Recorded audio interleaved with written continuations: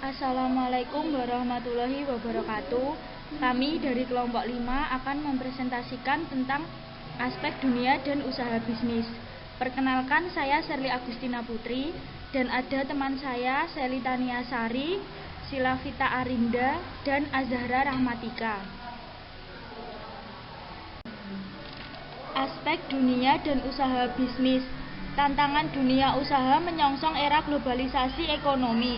Semenjak paradigma pembangunan Indonesia berubah pada pertengahan tahun 80-an, maka pemerintah seharusnya hanya berperan sebagai penentu arah kebijaksanaan, dipercaya akan pada partisipasi masyarakat secara aktif, khususnya dunia usaha. Namun sebagai akibat praktik manajemen kebijaksanaan ekonomi nasional yang masih serba sentralistik, tetapi dengan moral ketergantungan yang berlebihan terhadap kegiatan proyek-proyek pemerintah yang sentralistik, sehingga jiwa kewirausahaan para pengusaha menjadi tumpul bahkan mati.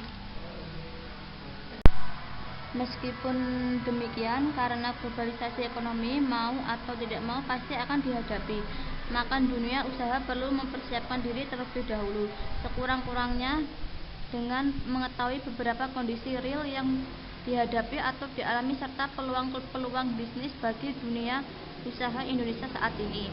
Dapat dicatat beberapa kelemahan yang melekat pada peran dunia usaha tetap harus dipercaya dan diperjuangkan agar menjadi sebagai unit usaha yang dapat menjadi pejuang dalam mengembangkan dan membangun ekonomi nasional maupun daerah.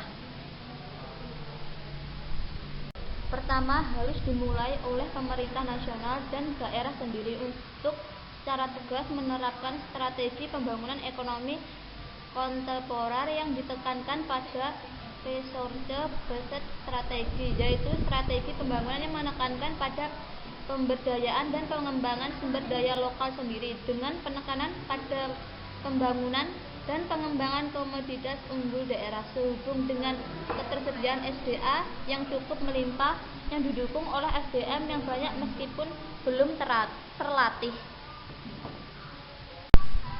Pada dasarnya memang peluang bisnis dalam era globalisasi ini bukanlah sesuatu hal yang mudah diidentifikasikan. Karena itu, para pengusaha hendaknya mempunyai pedoman-pedoman tertentu guna dapat menangkap peluang bisnis yang ada. Di antaranya, pedoman yang penting tersebut adalah agar para pengusaha tidak lagi berpikir vertically integrated and harus bisa masuk ke dalam peluang bisnis apa saja asalkan segmentasinya pasar jelas. Secara makro, ada beberapa strategi yang dapat ditempuh pengusaha agar para pengusaha dapat menjadi pejuang pembangun ekonomi nasional secara efisien.